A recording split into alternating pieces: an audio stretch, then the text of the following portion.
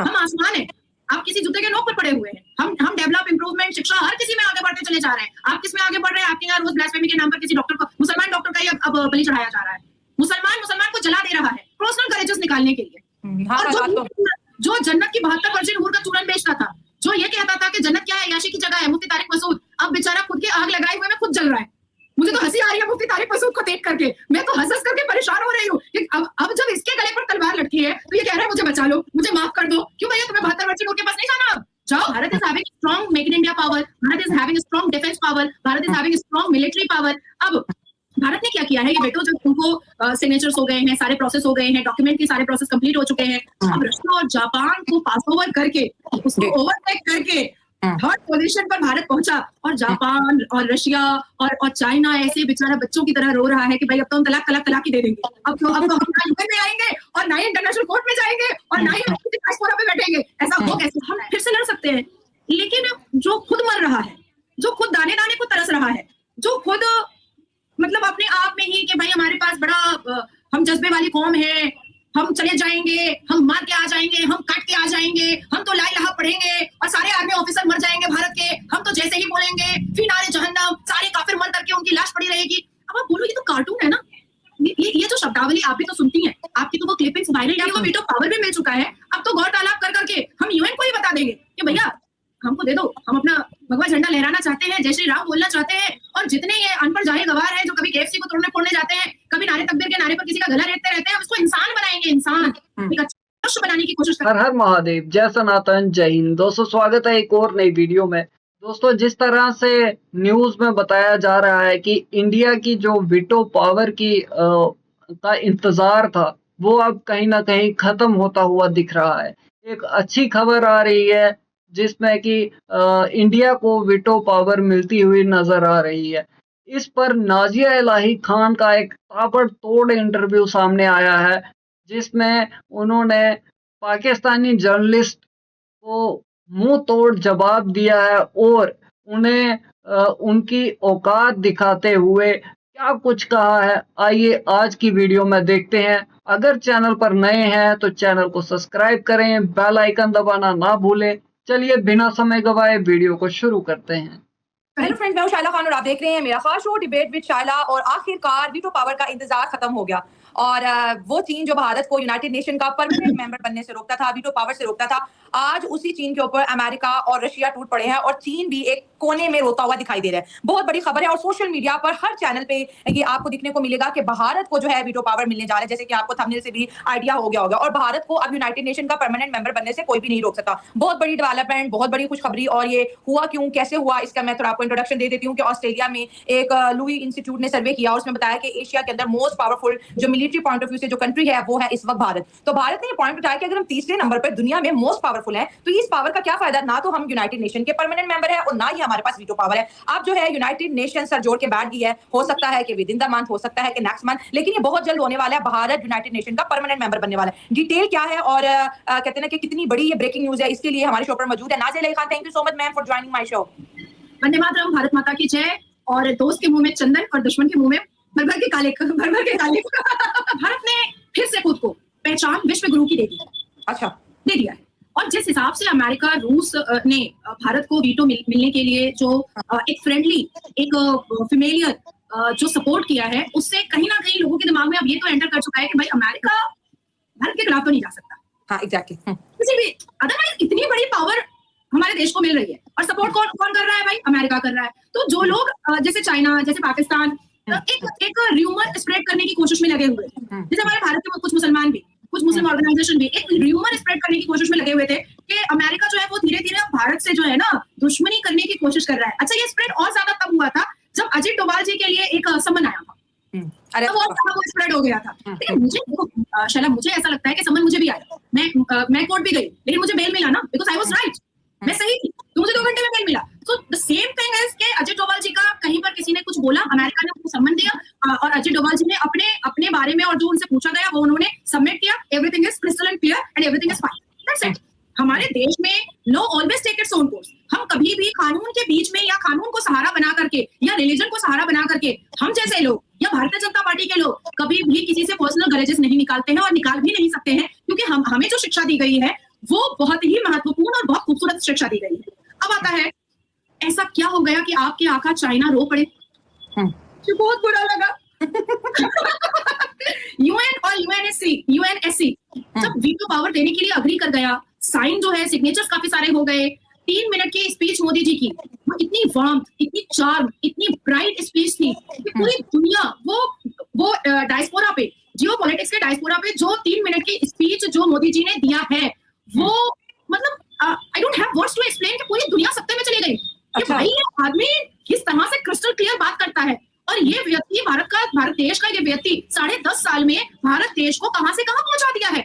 आप सोचो कि यूएनएससी जो है 1945 में एस्टैब्लिश हुआ था और 1946 से लेकर के 2022 तक भारत देश में जितनी भी प्रधानमंत्री रहे और जितने भी आए और गए, सबने कोशिश की कि वीटो पावर हमें मिले, हमारे देश को वीटो पावर मिले, लेकिन कुछ नहीं हो पाया।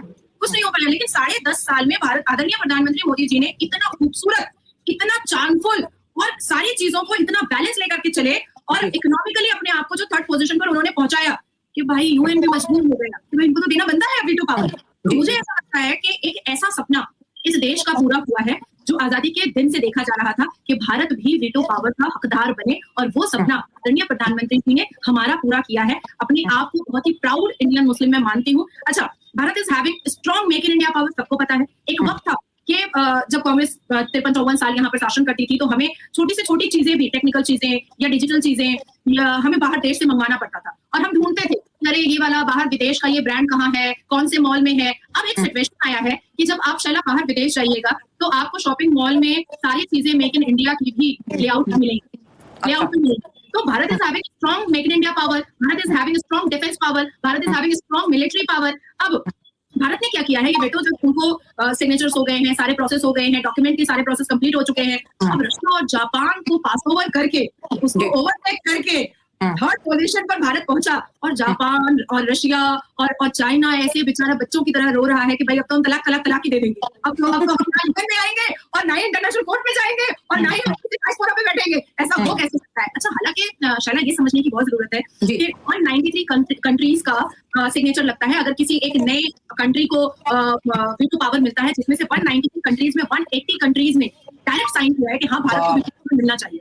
193 कंट्रीज वो डायस्पोरा पे थी, उस समिट पे थी, और उसमें से 180 कंट्रीज ने डायरेक्ट साइन किया है कि भारत ये डिजर्व करता है और भारत को ये मिलना चाहिए। अब भारत इतना स्ट्रॉन्ग कैसे बना 10.5 साल में? भाई 10.5 साल में ये मिरेकल कैसे हो गया? अब कुछ लोग बोलते हैं अंबानी ने मिरेकल करवा दिया, अडानी ने मिरेकल करवा दिया। नहीं भैया, इन्होंने कुछ नहीं करवाया है। इन्होंने करवाया, बल्कि ये लोग बिजनेसमैन है, ये अपने बिजनेस को देखते हैं। इनको सरकार किसकी आ रही है और किसकी जा रही है। अभी देखो, अंबानी की शादी हुई थी तो उसमें लालू प्रसाद यादव भी गया था, अखिलेश यादव भी गया था, राहुल गांधी भी गया था, मोदी जी भी गए थे। अब क्योंकि मोदी जी आदरणीय प्रधानमंत्री हैं देश के, तो उनको जो रेस्पेक्ट मिला डेफिनेटली वो राहुल गांधी था। भारत अगर स्ट्रॉन्ग हुआ है मेक इन इंडिया प्रोजेक्ट से, भारत अगर स्ट्रॉन्ग हुआ है कल्याणी ग्रुप ऑफ इंडस्ट्रीज से, भारत अगर स्ट्रॉन्ग हुआ है एल&टी कंस्ट्रक्शन से, भारत अगर स्ट्रॉन्ग हुआ है HAL से, हुआ है हिंदुस्तान एरोनॉटिक लिमिटेड से, DRDO से। अब ये क्या है? अब लोग सोचेंगे अच्छा मोदी ये सारी कंपनीज को फेवर कर रहा है। अरे भैया, ये कंपनीज हमारे फाइटर जेट्स बनाती है, ये कंपनीज साइंटिस्ट का काम करती है, ये कंपनीज जो है ये हमारे लिए, हमारे डिफेंस और मिलिट्रीज के लिए ऐसे गैजेट्स बनाती है और ऐसी ऐसी चीजें बनाती है जो विदेश में बोलता है कि आप इनको भेजो और मेरे लिए भी बनवा दो। बिल्कुल, ठीक है। अच्छा, जब हमारा रफाइल आ रहा था तो उसका प्रमोशन, उसका ब्रांड एम्बेसडर, उसका प्रचार हमारे मोदी जी ने किया था, जिस पर हमने एक डिस्कशन भी किया था। हम क्यों बुलाएंगे किसी एक्ट्रेस को, हम क्यों बुलाएंगे किसी एक्टर को? भाई मोदी जी आदरणीय प्रधानमंत्री खुद एक बहुत बड़े इस देश और इस दुनिया के ब्रांड एम्बेसडर है, उन्होंने खुद किया। और जिस हिसाब से उन्होंने, गुजराती एक्चुअली में बहुत ही खूबसूरत और बहुत ही इंटेलिजेंट होते हैं। आप नॉर्मल अगर गुजरात चले जाएंगे और वहां पर अगर आप एक छोटे से बच्चे को भी अगर आप दुकान में देखिएगा, मतलब 15 साल 18 साल के बच्चे को भी, तो उसकी बातचीत से आपको समझ में आ जाएगा कि भैया ये माँ के पेट से ही जन्म लिया है कुछ करने के लिए और कुछ अचीव करने के लिए। गुजराती बहुत इंटेलिजेंट होते हैं। अब पहले जब हमारा मिलिट्री सिस्टम जो इतना खूबसूरत बन चुका, हमारा डिफेंस 4थे पोजीशन पर आ चुका, हम अभी इस वक्त जो है, अगर आप India diplomatic influence is growing like never before, अगर एशिया पावर इंडेक्स 2024 को अगर हम पढ़ते हैं, जो भारत नहीं निकालता है, भैया मैं पहले क्लियर कर देती हूँ, जो ये वर्ल्ड इंडेक्स है, इसमें यूएस सबसे आ रहा है, उसके बाद चाइना आ रहा है, उसके बाद इंडिया आ जा रहा है, उसके बाद इंडिया आ जा रहा है, उसके बाद जापान आ रहा है, उसके बाद ऑस्ट्रेलिया आ रहा है, उसके बाद रशिया आ रहा है। तो जो डिफेंस, मिलिट्री और पावर और मेक इन इंडिया का पावर था, वही एक्चुअली में हमारे आदरणीय प्रधानमंत्री को पूरी दुनिया में विश्व गुरु बना चुका है। हमारा सेमीकंडक्टर जो योजना है, हमारा जो एक सोलर सिस्टम हब था, हमारा जो ग्रीन सिटी था, हमारा जो मिलिट्री को बहुत फास्ट करने का था, हमारा अग्नि 5 और मुर्मुगांव था, तो ये सारी चीजें जो है वो अब हमारे भारत देश को इतना ज्यादा शाला स्ट्रॉन्ग कर चुका है, इतना ज्यादा स्ट्रॉन्ग कर चुका है कि अब चाइना भी नहीं सोच पा रहा है कि 10.5 साल में ऐसा कौन सा अलादीन का चिराग घिस दिया मोदी जी ने कि देश इतना ज्यादा आगे बढ़ गया। अब मैं यहाँ पर आपको ये कहना चाहूंगी कि लोग इंटेलिजेंट भारत में थे पहले, इस भारत में साइंटिस्ट पहले भी थे, इस भारत में इसकी सेना पहले भी बहुत स्ट्रॉन्ग थी, इस भारत में इंटेलिजेंट लोग पहले भी थे, लेकिन उनको सामने नहीं आने दिया जाता था ना, क्योंकि परिवारवाद की राजनीति। इसरो के साइंटिस्ट का इतना प्रचार हुआ, पूरी दुनिया में प्रचार हुआ, ये गांधी परिवार कभी नहीं बर्दाश्त कर सकता था कि साइंटिस्ट का कैसे प्रचार हो सकता है। जब गांधी परिवार बैठा हुआ है तो सिर्फ गांधी परिवार के बारे में ही छपना चाहिए और गांधी परिवार के बारे में ही बात करो। हाँ, सही। ये सिनेरियो और ये दृश्य तो हमने देखा हुआ है कि नेहरू जी को भारत रत्न अवार्ड दे दिया, इंदिरा गांधी ने इंदिरा गांधी को भारत रत्न अवार्ड दे दिया, राजीव गांधी ने राजीव गांधी को भारत रत्न अवार्ड दे दिया। ये लोग आपस में एक दूसरे अपने आप को ही भारत रत्न अवार्ड दिया करते थे, और ये तो इतिहास के पन्नों में लिखा हुआ है, कोई भी खोल के देख सकता है। तो उसका वो सिस्टम था कि कोई कितना इंटेलिजेंट हो, कोई कितना ही क्रेडिबिलिटी रखने वाला हो, कैपेसिटी रखने वाला हो, उसको आगे नहीं आने दिया जाता था। और अगर वो अच्छा काम करता भी था कोई व्यक्ति, तो दबा दिया जाता था कि गांधी परिवार के सामने कोई भी फ्रंट पेज पर नहीं आ सकता है। पर हमारा आदरणीय प्रधानमंत्री का है कि देश अगर तरक्की कर रहा है, देश के लोग अगर तरक्की कर रहे हैं, देश के लोगों की अगर तारीफ हो रही है और वो फ्रंट पेज पे छप रहे हैं, तो इसका मतलब है कि प्रधानमंत्री बहुत अच्छा है। ये तो मानने वाली बात है। मोदी साहब एक ग्लोबल लीडर बन चुके हैं, और जैसे आपने एशिया पावर इंडेक्स की बात की, तो ब्रिटेन और फ्रांस दोनों ही इन 27 टॉप ऑफ द जो 27 कंट्रीज है उनमें नहीं है, और दोनों के पास वीटो है। तो ये कोशिश ये है कि हो सकता है कि यूनाइटेड नेशन फ्रांस की जो वीटो पावर है या तो इंडिया को देगा या तो 6 मेंबर का जो है इजाफा होगा। लेकिन यहाँ पर एक क्रेडिट एक और पर्सन को भी जाता है, वो है डॉक्टर एस जयशंकर। उनकी स्पीच बड़ी वायरल हो रही है, जो उन्होंने लताड़ लगाई है यूनाइटेड नेशन को। यूनाइटेड नेशन की मिसाल ऐसे है जैसे कैदी है, और जो ग्लोबल साउथ का लीडर है, इंडिया को आप जो है यूनाइटेड नेशन के अंदर घुसने नहीं दे रहे। तो डॉक्टर एस जयशंकर ने भी जो ये रोल प्ले किया है, जैसे हम अक्सर बात करते हैं कि इंडिया के जो फॉरेन मिनिस्टर है, मुझे लगता है दुनिया के बेस्ट मिनिस्टर, और यही वजह कि पूरा यूरोप उनके लिए क्लैप करता है। तो उनकी जो स्पीचेस यूनाइटेड नेशन में, वो भी बहुत ज्यादा जो है प्रेशराइज करते हुए दुनिया को दिखाई दे रही है। और पाकिस्तान का स्टांस ये है कि भारत इस वजह से वीटो चाहता है क्योंकि वो कश्मीर चाहता है, और क्योंकि अगर जब कश्मीर की बात होती है तो भारत को वीटो चाहिए। अगर भारत के पास वीटो आ जाता तो फिर तो कश्मीर का मुद्दा यूनाइटेड नेशन से हमेशा हमेशा के लिए एलिमिनेट हो जाएगा। अब आपने अपने मतलब का सवाल किया है, अब आपने अपने मतलब मैं सबसे पहले वीटो के बारे में एक और चीज मैं एडिशन करना चाहती हूँ कि जब ये खुशखबरी हमारे पास आने वाली थी, उससे पहले बहुत सारे राज खुले। जैसे मालदीव्स के साथ जो भी मालदीव्स ने अपने आप जो एक मनमुटाव रख लिया था, तो वो भी खुल करके सामने आया। और बांग्लादेश और कतर को लेकर के जो अभी कतर में जो प्रॉब्लम हुआ नेवीज को लेकर के, वो भी खुल करके उसका भी राज सामने आया। फिर बांग्लादेश में जो हो रहा है उसका भी राज सामने आया। वो राज ये है कि चाइना, क्योंकि चाइना को पता चल चुका था कि मतलब ग्लोबली वीटो पावर अगर भारत देश को मिल जाता है तो फिर भारत डेफिनेटली सबसे पहले पीओके पर धावा बोलेगा। और चाइना क्योंकि इकोनॉमिकली अब बहुत डेविस्टेट और रूइन होता चला जा रहा है, तो उसको कहीं ना कहीं इगोइस्टिक प्रॉब्लम हो रहा है कि भैया ये अगर वीटो पावर ले लेता है तब तो कहीं ऐसा ना हो कि सेकंड नंबर पर यूएस के बाद भारत आ जाए 4 साल 5 साल के अंदर। तो उसने मालदीव्स को पहले भड़काया चाइना ने, जिसमें पाकिस्तान ने अहम भूमिका निभाई। उसके बाद कतर को भड़काया चाइना ने फंडिंग करके, जिसमें पाकिस्तान ने अहम भूमिका निभाई। फिर बांग्लादेश में तो जमात इस्लामी का तो चर्चा आम पर ही है, और फिर ट्रीटी जो आपके साथ आरडीएक्स वगैरह का हुआ आपकी सरकार के साथ, बांग्लादेश के इंटरिम सरकार का, वो भी आप लोगों के सामने ही है। तो ये सारे चित्र खुल करके सामने आ चुके हैं। आपने डॉक्टर एस जयशंकर की बात कही है, भारतीय जनता पार्टी के और मोदी जी के नेतृत्व में जो कोई भी काम करता है वो बहुत क्रिस्टल क्लियर बात करता है। वो कभी भी गोल गोल जलेबी बना करके बात कर ही नहीं सकता है। डरता वो है शैला बात करने में और अपनी बातों को रखने में जो गलत होता है। अब डॉक्टर एस जयशंकर को पता है कि वो गलत नहीं है और वो जो बोल रहे हैं उसमें सच्चाई है, तो उसमें डरने की तो कोई जरूरत नहीं। और उनकी सच्चाई को सुन करके वहां पर बैठे हुए सभी लोगों ने क्लैप किया, और उनकी बातों को एक्सेप्ट बहुत बड़े बड़े देश के ब्यूरोक्रेट और डिप्लोमेट ने किया है कि उन्होंने बिल्कुल सही कहा है। आज भारत देश, आप मुस्लिम कंट्रीज कह दीजिए, आप वेस्टर्न कंट्रीज कह दीजिए, हर कोई भारत देश से खूबसूरत रिश्ता रखना चाहता है। अब आती है आपके मतलब की बात। जब हमारे पास ब्रह्मोस है, जब हमारे पास एयर फाइटर जेट है, जब हमारे पास सबमरीन है, India have top aircraft carrier, सारी चीजें हैं। आप लोगों ने कभी सोचा नहीं, कभी गौर से, कि जंगे तो हमने पहले भी 5 लड़ी थी, हम तो जीते थे, हम जीते थे ना, तो हम फिर से लड़ सकते हैं। लेकिन जो खुद मर रहा है, जो खुद दाने दाने को तरस रहा है, जो खुद मतलब अपने आप में ही कि भाई हमारे पास बड़ा हम जज्बे वाली कौम है, हम चले जाएंगे, हम मार के आ जाएंगे, हम काट के आ जाएंगे, हम तो ला इलाहा पढ़ेंगे और सारे आर्मी ऑफिसर मर जाएंगे भारत के, हम तो जैसे ही बोलेंगे फिर नारे जहन्नम, सारे काफिर मर करके उनकी लाश पड़ी रहेगी। अब आप बोलो ये तो कार्टून है ना, ये जो शब्दावली आप भी तो सुनती हैं, आपकी तो वो क्लिपिंग्स वायरल भी होती है, तो ये तो कार्टून की रही है ना। आप क्यों कार्टून बन रहे हो? तो जो खुद कार्टून बन चुका है पाकिस्तान, उससे माथा लगा करके फायदा नहीं है। वीटो पावर हमारे पास है, हम इस पूरी दुनिया में टॉप 3 कंट्री में आ रहे हैं, बड़े मोहब्बत से और नाक के नीचे से हम पीओके तो लेकर रहेंगे, चाहे जो अच्छा, क्या बात है कि मतलब वहां से पावर मिलते ही पीओके का नारा जो है गलत शैला, मैं ये पिछले 1 साल से आपसे कह रही हूँ, वहां का पावर मिलते ही ये गलत बात है। मैंने अभी आपको बताया ना कि जब आदरणीय प्रधानमंत्री जब प्राइम मिनिस्टर के चेयर पर बैठे थे तो देश की जीडीपी बहुत नीचे थी, देश की इकोनॉमी बद से बदतर थी,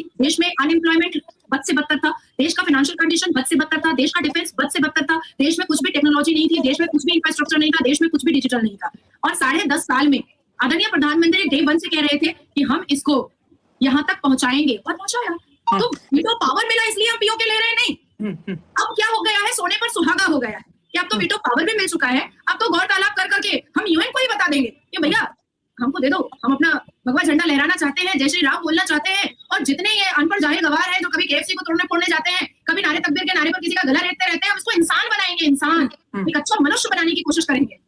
आपने जो कश्मीर की बात की, देखिए अब तो क्योंकि मेरे बहुत ज्यादा कश्मीर के मुद्दे पे टॉप रोड शो होते हैं, तो अब पाकिस्तान के अवाम का भी यही मानना है कि जज्बा और जंग और जो है वो क्रॉस बॉर्डर टेररिज्म अब हल नहीं है और ये कश्मीर के अवाम ही डिसाइड करेंगे। कहीं ना कहीं पे मैं बहुत ऑनेस्टली ऑन रिकॉर्ड ये चीज बोल रही हूँ कि भारत वाली साइड के जो कश्मीर का पल्ला भारी होता जा रहा है, क्योंकि जब दोनों को कंपेयर करके देखा जाता है तो भारत का कश्मीर एक अच्छे स्टैंड पे खड़ा है, एक अच्छी पोजीशन पे खड़ा है। और अगर आजाद कश्मीर की बात करें तो वो दिन दूर नहीं होगा, अगर ऐसा मौका आता है लोगों को अपनी राय रखने का, तो डेफिनेटली हर शख्स को ये इजाजत होनी चाहिए कि वो अपने लिए एक बेहतर ऑप्शन चुने। और मुझे लगता है कि जिस तरह भारत तरक्की करता जा रहा है तो कश्मीर के लोगों के दिल के अंदर ऑटोमेटिकली ये चीज आएगी कि हम जो है एक कश्मीर को एक कर लेते हैं, कि ना वो आजाद, और जैसे भारत कहता है कि पीओके है, पाकिस्तान कहता है वो इंडियन ऑक्युपाइड कश्मीर है, तो कहीं ना कहीं मुझे लगता है कि डेवलपमेंट तो होगी इस पूरे रीजन में कश्मीर को लेकर। वीटो के बाद तो फिर भारत की जो आवाज है वो और भी ज्यादा लाउड हो जाएगी, वो और भी ज्यादा जिसे बोलते हैं क्रिस्टल क्लियर हो जाएगी। और ये बहुत बड़ी खबर है। और फ्रांस और ब्रिटेन वो जिसने हिंदुस्तान पे कब्जा किया, जिसने हिंदुस्तानियों को जो है गुलाम बनाया, और आज उसी ब्रिटेन को भारत से ही मुंह की खानी पड़ी है, तो तारीफ तो बनती है इंडिया की, खुले दिल से करती, खुले दिल से।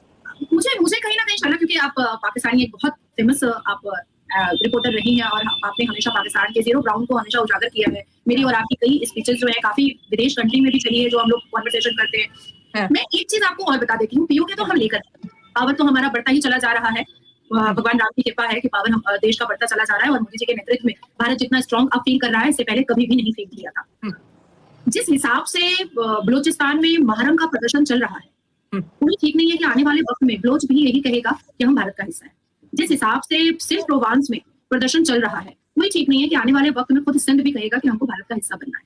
लेकिन भारत में जुड़ने से पहले सबको ये तय करना पड़ेगा कि जज्बे वाला जो कौम का जो अंदर में कीड़ा है वो खत्म करना पड़ेगा, क्योंकि भारत में इंसान और इंसानियत की परिभाषा बोली जाती है। और सबसे मैं अभी से कहना चाहती हूँ कि आप जब तक पाकिस्तान के हिस्से में हैं और पाकिस्तान में जुड़े हैं, आप अपनी ज़ॉम्बी हरकतें कंटिन्यू रख सकते हैं। लेकिन अगर आपके मन में ये चल रहा है कि आपको भारत का हिस्सा बनना है, नहीं, हाँ, हमारे पास बहुत ज्यादा जज्बा है, वो जज्बा भारत में नहीं समा सकता। आप समझा करें, इतना जज्बा एक न्यूक्लियर एटमी हथियार में भी नहीं है जितना जज्बा इमोशनली हमारे अंदर है।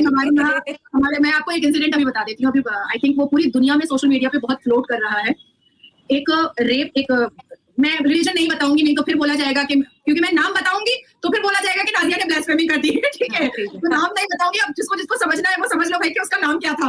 तो वो बंदा एक बच्ची का रेप कर रहा था एक जंगल में, एक गार्डन साइड में शाम के वक्त छुप करके। आपको पता है उस बलात्कारी के ऊपर झपट्टा किसने मारा है और उस बच्ची को रेप से किसने बचाया है? उस गार्डन में बंदरों ने। कितने कुदरत तो फिर जानवर अच्छे हैं। हालांकि मैं हमेशा बहुत ब्लंट बात करती हूँ, लेकिन अभी मैं फिर नाम लूंगी, फिर साला मेरे ऊपर बोला जाएगा कि तुमने क्यों बलात्कारी का नाम, तुमने अगर वो शांति प्रिय कौम से आता है तो तुम बलात्कारी का नाम मत लो।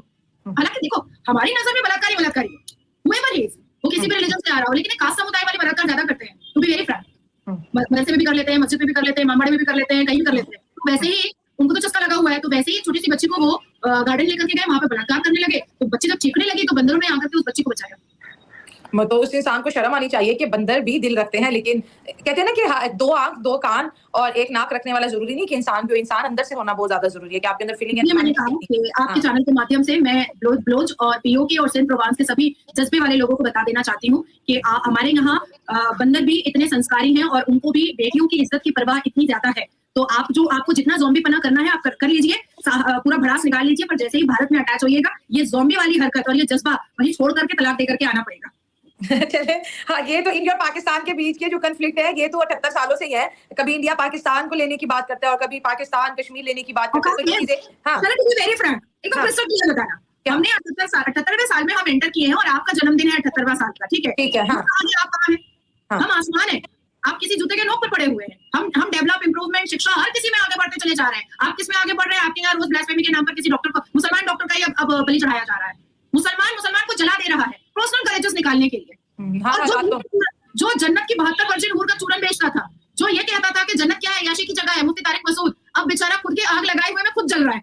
मुझे तो हंसी आ रही है मुफ्ती तारिक मसूद को देख करके। मैं तो हंस करके परेशान हो रही हूँ कि अब जब इसके गले पर तलवार लटकी है तो ये कह रहा है मुझे बचा लो, मुझे माफ कर दो। क्यों भैया, तुम्हें 72 वर्जिन हूर के पास नहीं जाना? अब जाओ, जन्नत क्या है, याशी की जगह है, जाके याशी। बात है, वो बात ठीक है कि बड़ा लैंग्वेज को कंट्रोल करके बोलना चाहिए, क्योंकि आपकी कोई भी बात पकड़ी जा सकती है। Thank you so much Nazia ji हमें ज्वाइन करने के लिए। दोस्तों, ये थी आज की हमारी वीडियो। उम्मीद करते हैं आपको आज का हमारा जो शो है बहुत ज्यादा पसंद आया होगा। मुझे और नाजिया खान को दे इजाजत, अपना ख्याल रखें। God bless you all. Thank you so much Nazia ji, thank you. वंदे मातरम, भारत माता। तो दोस्तों, कैसी लगी वीडियो? नाजिया जी ने तो एकदम उधेड़ के रख दिया है और बहुत ही बेबाकी से अपनी बात रखती हैं।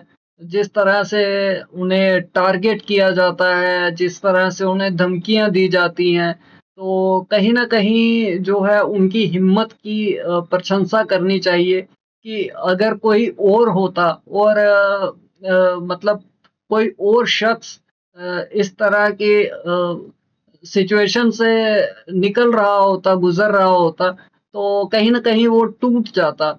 बट हम देख रहे हैं जिस तरह से उसी बेबाकी से, उसी अंदाज से नाजिया जी अपनी बात रख रही हैं, जिस अंदाज में वो रखती हैं अक्सर वो इसी अंदाज में अपनी बात कहती हुई नजर आती हैं।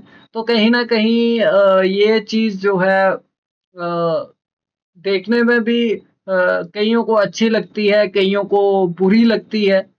तो सबका अपना अपना नजरिया है देखने का। और जिस तरह से अभी इन्होंने बताया है, इसमें तो कोई दो राय नहीं है। जिस तरह से इंडिया तीसरे नंबर की इकॉनमी बन चुका है और मजबूरन सभी को जो है इंडिया को अब इंडिया का साथ देना पड़ रहा है, जो नहीं चाहते थे कि हम इंडिया को जो है आगे बढ़ाएं, इंडिया के साथ खड़े हों। अब कहीं ना कहीं वो भी इंडिया के साथ खड़े हुए नजर आ रहे हैं। तो दोस्तों, आपकी क्या राय है इस पर? कमेंट सेक्शन में जरूर बताएं। मिलते हैं आपसे अगली वीडियो में, तब तक के लिए हर हर महादेव, जय सनातन, जय हिंद, स्टे सेफ।